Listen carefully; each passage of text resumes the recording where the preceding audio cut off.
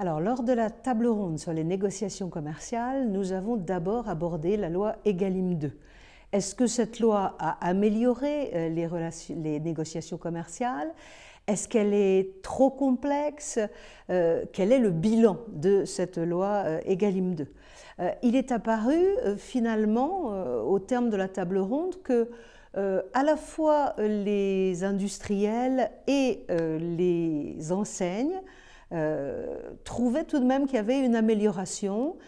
Il y avait certes de la complexité, mais elle était susceptible en réalité d'être plus facilement assimilée lors des années postérieures, la complexité étant due au fait que la loi a été adoptée rapidement, qu'il a fallu l'assimiler rapidement et qu'au fur et à mesure des négociations futures, ce trait s'estomperait. Nous avons parlé également, bien sûr, du fait que l'interdiction per se de la discrimination était réapparue en matière alimentaire et que cela pouvait avoir finalement des effets un peu pervers sur la concurrence, des effets d'augmentation des prix. Nous avons également, bien sûr, nous nous sommes arrêtés sur les pénalités logistiques, puisqu'il y a dans la loi Egalim 2 des dispositions sur les pénalités logistiques, une volonté de la DGCCRF de réguler ce secteur des pénalités logistiques, et il semble que là aussi une certaine adhésion à la fois des industriels bien sûr, mais aussi de la grande distribution se soit faite jour.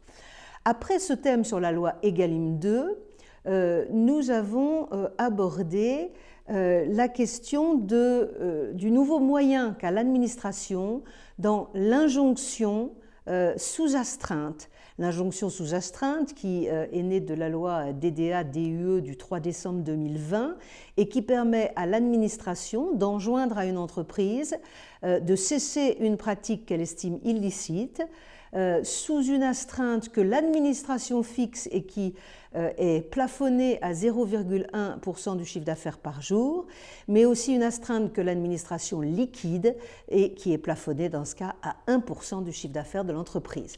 Il y a eu des gros débats, certains considérant, et je suis la première à le faire, considérant que c'est un pouvoir énorme qui est ainsi donné à l'administration et qui permet d'avoir finalement une solution plus rapide, certes, mais peut-être aussi trop rapide. Le dernier point que nous avons abordé, c'est la directive du 17 avril 2019 sur les pratiques commerciales déloyales dans la chaîne alimentaire.